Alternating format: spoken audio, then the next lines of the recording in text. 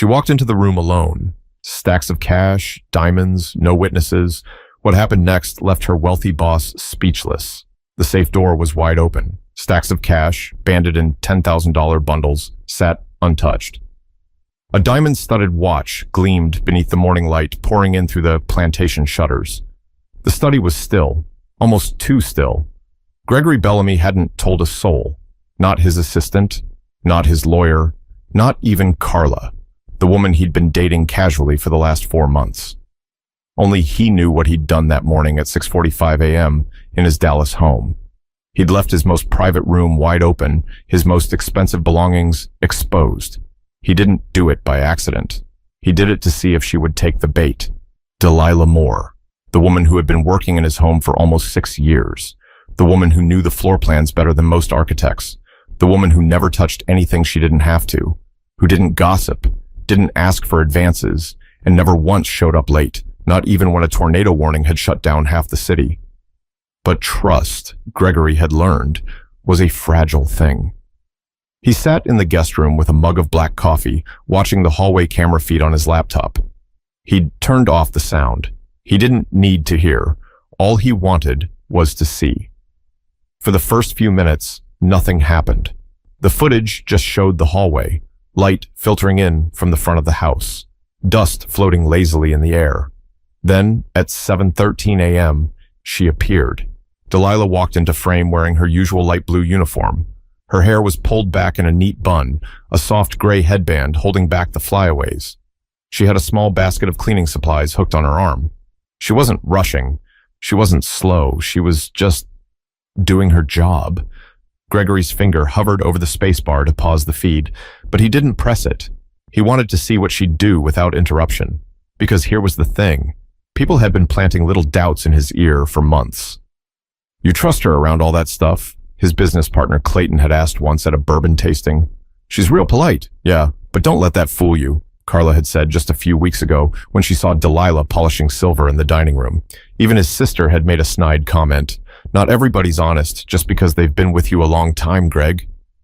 The whispers had built a quiet kind of suspicion, not loud enough to accuse her of anything, but just loud enough to start watching, just loud enough to justify this test. And now the moment had arrived. Delilah walked up to the study door. It was cracked open just enough for her to see inside. She paused, just for a second, and then stepped in. Gregory leaned in, narrowing his eyes at the screen. The camera didn't capture inside the room, just the hallway and part of the study entrance. But her body language, her pace, everything would tell him something. He waited, watching the seconds tick by. She stayed inside longer than he expected, maybe 3-4 minutes. But before he could draw any conclusions, she reappeared. Gregory sat still, his eyes fixed on the screen. Delilah was walking back down the hallway now, calm, collected, no rush in her step, nothing in her hands. He scratched his chin. To know why this moment mattered so much, you'd have to know who Delilah Moore was, and more importantly, who Gregory thought she was. Delilah had come into his life not through an agency or some online service, but by word of mouth. Back in 2018, his former driver had referred her. "She's good people," the man had said. "Quiet, honest, works hard, doesn't take shortcuts." And she was all of that. From the first day, Delilah had carried herself with a quiet kind of self-respect that stood out. She never called Gregory sir, just Mr. Bellamy, and always with a kind but distant smile. She didn't overtalk. She didn't complain. She just showed up and did the job right. By the second year, Gregory trusted her with keys to the house, security codes, even alarm overrides when he was out of town. It wasn't even something he thought twice about. But somewhere around year 4, the voices started creeping in. It wasn't that Delilah ever did anything wrong. She didn't, not once. But his world was full of men and women who had worked too hard to trust too easily. Gregory's circles weren't exactly warm. The men he dined with in steakhouses off McKinney Avenue didn't grow up with maids or housekeepers they knew by name. They hired help. People rotated in and out. There was always a cousin, a friend of a friend, someone looking for work, but no one stayed too long. So when Gregory mentioned, casually, over scotch, that his housekeeper had been with him for 5 years and had full access to the house, the eyebrows raised. "You leave cash around?" You got any jewelry in the open? You know her background? It started there, and it chipped away slowly at something he didn't even realize was soft. His sense of certainty, his pride in trusting someone who didn't look the part, as one of his colleagues had put it. She's nice and all, but don't forget, people do desperate things sometimes. Gregory never liked the way that sounded, but he also didn't push back. Instead, he started locking the drawers more carefully, started keeping the study door closed every night, started watching how much he left out, all without saying a word. Still, Delilah remained the same, always early, always polite, always asking if she could restock supplies before they ran low. There was one afternoon, maybe 2 years ago, when Gregory walked in to find her quietly humming to herself while ironing his dress shirts. Something about it made him pause. She looked peaceful, focused, like she took pride in her work, even if no one would ever see that particular shirt outside his closet. He'd never told her, but in that moment, he felt something close to guilt. Maybe that's why this test weighed on him more than he expected, because somewhere deep down, he knew this wasn't about her. It was about him, about what he'd let other people's doubts do to his thinking, but it was already in motion. The camera was rolling, the safe had been left wide open, and all he could do now was wait for the next clue. But the real surprise wasn't just what she did, it was how she did it. Gregory hadn't blinked in over a minute. He watched the hallway feed with the same intensity a man might have watching a game-winning free throw. Except this wasn't a game. This was his house, his money, his choice to trust or not to. The clock in the corner of the footage read 7:13 a.m. Delilah had stepped into the study exactly 28 seconds ago. The camera didn't show the inside of the room, but Gregory knew what was visible from the door. The open safe, the diamond Patek Philippe watch, a few gold coins in a velvet pouch, and the cash. Almost $120,000 total. It wasn't exactly discreet. The hallway remained still. Gregory tapped his fingers on the edge of the laptop. The silence in the room around him started to feel louder than the footage itself. His mind jumped to a memory, a dinner 3 weeks ago at Ocean Prime. Clayton had brought a friend from Austin who worked in private security. Halfway through the meal, Gregory mentioned Delilah.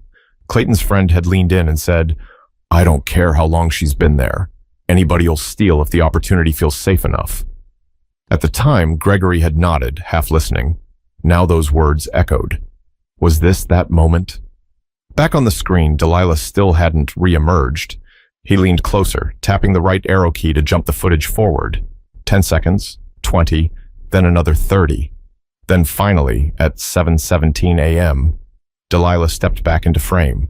Her expression, neutral. Not blank, not nervous, just normal. She closed the study door behind her without even glancing down the hallway, walked to the supply basket she'd left on the floor, picked it up, kept moving. If Gregory had never seen the footage, he wouldn't have known anything unusual had happened, but he had seen it, and it gnawed at him. Something about her body language. It wasn't what he expected. She didn't look startled or tempted. She didn't linger like someone calculating risk. She was just Delilah. He hit play again, fast-forwarding to 7:35 a.m. Another camera, this one in the kitchen, showed her washing fruit. Apples, maybe. Then folding towels, then checking her phone briefly, likely for a grocery list. Nothing out of place, not a twitch, not a second glance at the camera. Gregory closed the laptop. Still, one question pulled at him. What exactly had she done in that room? Downstairs, Delilah was wiping down the coffee table in the living room when she paused. Her eyes drifted toward the staircase. She didn't hear anything, but she sensed something was off. She walked quietly toward the study again. The door was now completely closed, just like she'd left it. She stepped in, just to make sure nothing had moved. The safe, wide open, cash still there, watch still there. She stared at it for a moment, not in shock or confusion, but with a tired kind of awareness. Then she walked to the edge of the desk, pulled a sticky note from the drawer, and scribbled 4 short lines. Forgot to close this. Took nothing. Locked it. D. She gently closed the safe door, turned the dial, clicked the lock into place, and left the note resting right on top. No drama. No second thoughts. She didn't call Gregory, didn't leave a voicemail. She didn't even mention it in the kitchen when he came down for a glass of water later that morning. She just carried on, because in her mind, she wasn't proving anything. She was doing what she'd do any day of the week.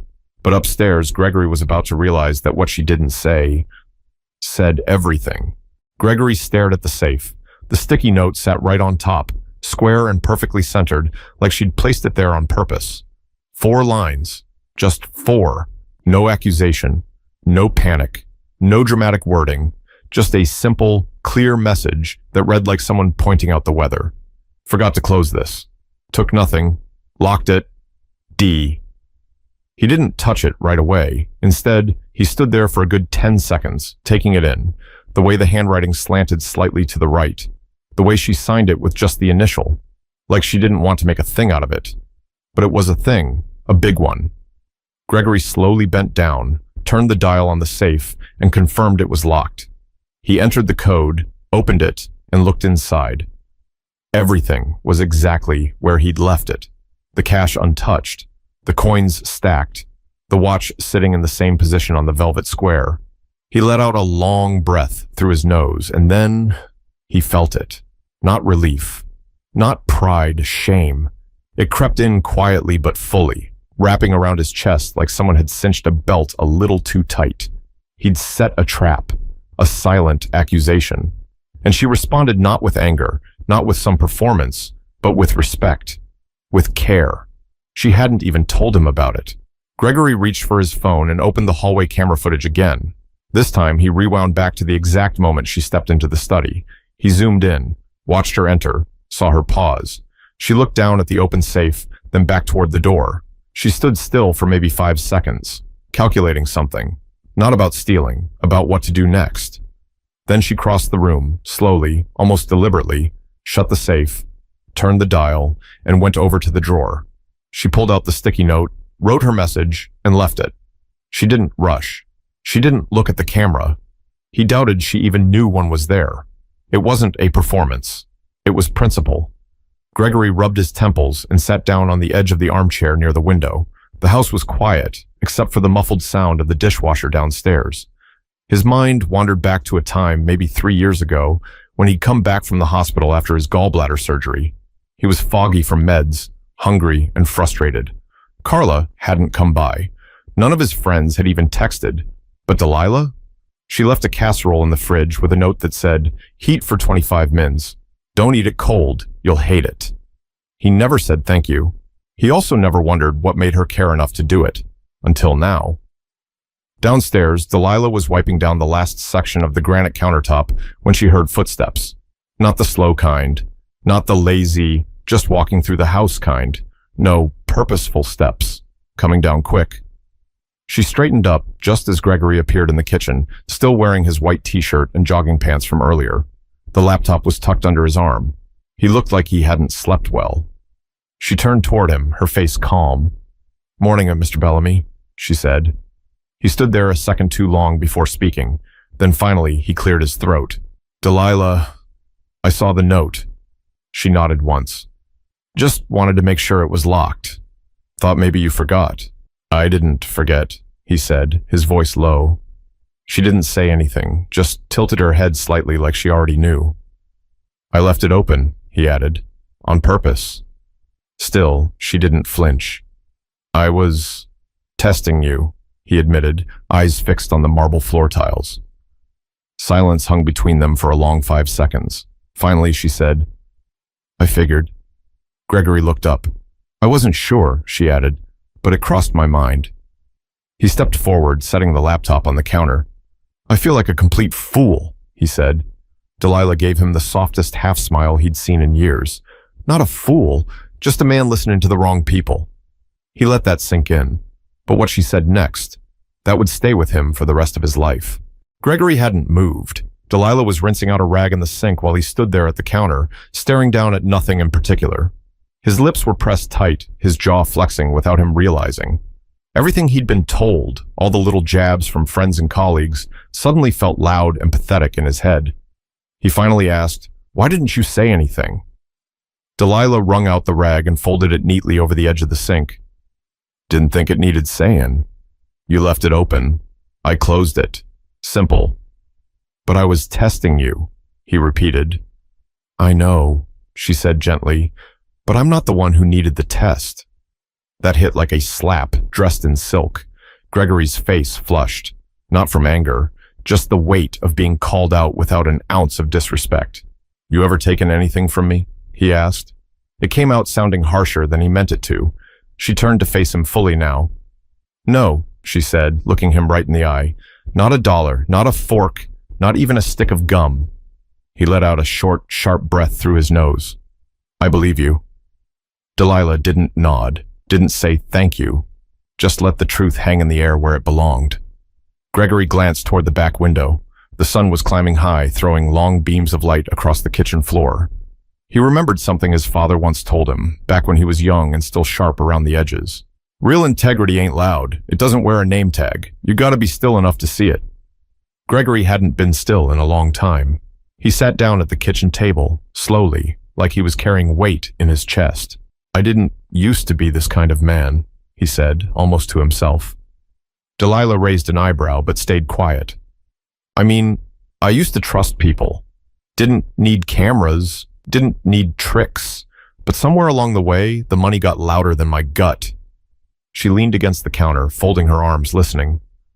"I've had people steal," he continued. "An old assistant took my Amex for 2 months before I caught it. A cousin used my name to pull a loan. Another guy took an entire crate of wine from my cellar and sold it. All people I gave too much to." "That's tough," Delilah said. He nodded. "It is, but it still wasn't your fault." "No," she replied, "but it made me look guilty by default." That was it, the line that cut right through him. He'd never said it out loud, never even let the full thought form in his head. But she was right. Somewhere in him, he'd let bias take the wheel. Not hatred, not malice, just assumption, suspicion, passed down, whispered in closed rooms, disguised as advice. "I owe you an apology," he said finally. Delilah blinked slowly. "You do?" That surprised him. She didn't say, "It's okay," didn't wave it off, just gave him space to do what was right. "I'm sorry," Gregory said, looking up at her. "I should have never doubted you." She gave a small nod. "Appreciate you saying that." Gregory sat with that for a minute. Then softly he asked, "Why didn't you just quit?" Delilah tilted her head. "Because I didn't take the job for your approval." That silenced him. "I took it because it paid fair. Hours were steady, and I don't walk away just because folks disappoint me. If I did that, I'd never keep a job." Her tone wasn't bitter, just honest, worn from experience. Gregory ran a hand over his face. He saw her differently now, not as the help, not as a person who cleaned around his success, but as someone who had likely carried heavier loads than he ever had, in quieter rooms with no one watching. "Would it be weird if I gave you a raise?" he asked, trying to cut the tension with a half smile. She chuckled. "Not weird, just late." They both laughed, not long, not loud, but it was real. And for the first time that morning, Gregory felt like a man again. Not a suspecting boss, not a test runner, just a man who got something deeply, painfully right after getting it wrong.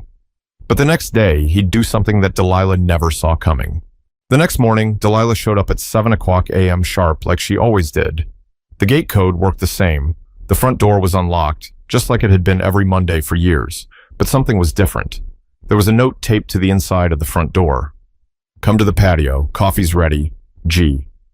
Delilah blinked, unsure for a second if she was walking into a conversation or a situation. She set down her bag and followed the sound of a breeze and soft jazz floating in from the back. Gregory sat at the outdoor table, a navy blue robe over a white tee, slippers on his feet. 2 mugs of coffee steamed between them. Next to her cup was a folded envelope with her name on it. "Morning," he said, gesturing for her to sit. "Hope you don't mind. Figured we'd start today a little different." Delilah slid into the seat, wary but composed. "You okay?" "I am now," Gregory said. "I've been doing a lot of thinking since yesterday." She didn't respond, just waited. He took a sip of coffee, then exhaled slowly. "Delilah, I disrespected you." The words came clean, no sugar, no fluff. "I didn't say it yesterday, but it needs repeating. I tested you. I let people who don't even know you plant seeds in my head.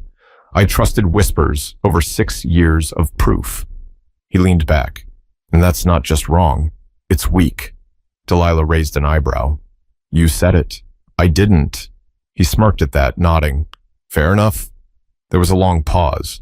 Birds chirped somewhere off in the hedge. The patio heater hummed quietly. I didn't expect the note, he admitted. I expected you to ignore it or confront me or, hell, maybe just walk out and never come back.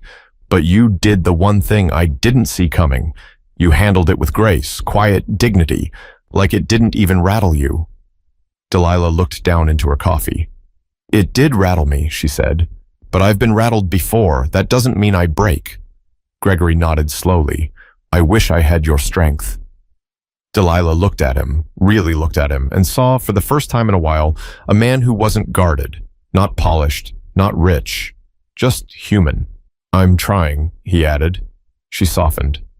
Trying's a good place to start. He reached over, slid the envelope toward her. I know you're not in it for this, he said, but this is a bonus, not for being honest. You don't get rewarded for what's already right. This is for staying, even when I made you feel small. Delilah hesitated, then opened the envelope. It wasn't cash. It was a check, a year's salary paid up front. She blinked. Gregory? No strings, he said. Use it however you want. Take time off, fix your car. Hell, leave and never come back if you want to. I just wanted to make it right as much as I can. Delilah stared at the check for a moment before folding it carefully and tucking it into her bag. She didn't make a big show of it. Thank you, she said. He cleared his throat, eyes wet, but refusing to drop tears. You ever think about quitting? He asked. Twice, she said honestly. Once when Carla told me I should smile more, and once when I caught one of your old friends looking through my purse in the laundry room. Gregory blinked. You never told me that. She shrugged. Didn't want to make it messy.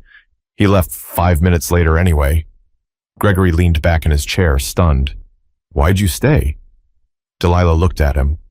Because I knew who I was. I was just waiting to see if you'd figure out who you were. He didn't respond. He couldn't. His voice had left him. They sat there in silence for a while, but it wasn't heavy. It was clean, like the end of a storm. Delilah stood. I'll go start on the den. You don't have to work today, he said quickly. Take the day. She smiled. I know, but I want to. She walked back inside, same calm step, same steady presence. Gregory stayed out on the patio, the untouched coffee cooling in front of him. He didn't need cameras anymore. He needed character, and it had been living under his roof the whole time. 2 weeks later, the cameras were gone. Not just the one in the hallway, all of them. Gregory had the whole surveillance system dismantled and professionally removed. Delilah didn't ask why, but when she walked past the blank wall where the little black lens used to sit, she noticed. And for the first time since she'd started working there, she smiled when he wasn't looking. Something had shifted. Gregory had changed, not overnight, not like in some movie, but in the quiet, consistent ways that actually matter. He started greeting her in the morning with more than just a nod. He asked if she needed anything before the weekend. He even stopped making casual comments to friends about having someone keep the house in order. He started calling her by her full name. Delilah Moore runs this place better than I do, he said once, half laughing while showing a friend around. If she ever leaves me, I'll have to sell the whole house. She heard him from the hallway and paused for a moment. Not because she needed the compliment, but because she knew it was real. It wasn't performative. It wasn't public relations. It was just honest. Gregory had stopped proving things to other people. Now he was just trying to be better for himself. One afternoon, Gregory's younger nephew came over to visit, a college senior with too much cologne and a mouth that didn't know how to slow down. While Gregory was upstairs, the kid wandered into the kitchen where Delilah was slicing peaches. He leaned against the counter. You really been working here 6 years? He asked, like it was some sort of surprise. 7 next month, she said, not looking up. And you like it? I do. He tilted his head. You ever think about doing more, like, I don't know, managing a crew or working in hotels or something? Delilah finally looked up. More according to who? He shrugged, suddenly quiet. Don't mistake quiet work for small work, she added. He left the kitchen a little humbled. Later, Gregory asked her what they'd talked about. She gave him the short version, and he chuckled. I hope he listens. That boy's gonna learn his lessons the hard way. Delilah smirked. Most of us do. Time moved on. Nothing dramatic happened after that, but the tone of the house changed. It was warmer, lighter. Gregory began hosting fewer dinners with the men who made sideways comments. He kept to a smaller circle, started mentoring young business owners in Oak Cliff, and even attended a local panel about racial equity and hiring practices. He didn't speak on stage, he just sat and listened. A few months later, he asked Delilah if she'd help him create a scholarship fund in her name. She refused at first, said it wasn't necessary. I'm just doing my job, she told him. I know, Gregory said, and that's exactly why it should have your name on it. She agreed. The More Standard Fund was launched quietly to support single mothers returning to the workforce. Delilah didn't attend the ceremony. She had work that day. But when Gregory gave a short speech, he said this. Some people show you who they are in loud, flashy ways. Others do it quietly, day after day, until you realize they're the kind of person you should have noticed all along. Sometimes the greatest lessons don't come from the boardroom or the books or the ones with the biggest voices. They come from the people who just show up, the ones who don't need attention to be great. Gregory had to learn that the hard way, and Delilah, she just kept showing up. Not for praise, not for a paycheck, but because doing right never needed an audience. If this story made you feel something, anything, then maybe it's time to look at who you trust, and more importantly, why. Not everyone who looks like you is your friend, and not everyone who serves you is beneath you. Watch the quiet ones. They might be carrying more honor than the ones at the head of the table. Take a second to share this with someone who still judges people by their paycheck or their position. Because character isn't about what you say when everyone's watching. It's about what you do when no one is.